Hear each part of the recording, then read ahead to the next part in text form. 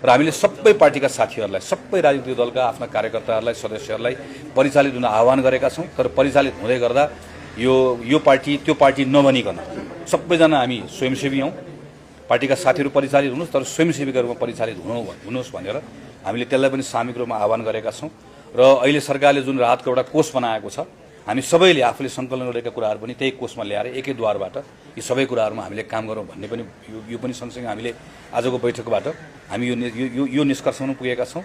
र यो हामीहरूले लङ टर्ममा पनि खास गरिकन जलवायु परिवर्तन र हामी जुन खालको प्राकृतिक जोखिममा छौँ यी कुराहरूको सन्दर्भमा पनि बेला बेलामा छलफल हुने, तर यसका लागि दिगो रूपमा गर्नुपर्ने कामहरू नगरेको जुन हाम्रो अनुभवहरू रह्यो यसबाट पनि सिक्दै यसका सन्दर्भमा पनि हामीले यसमा काम गर्नुपर्छ भन्ने कुरालाई पहिला मनन गरेका छौँ। र त्यो जिम्मेवारी पनि त्यस सर्वदलीय जुन संयन्त्र छ, संसदीय समिति छ, त्यसले काम गर्छ।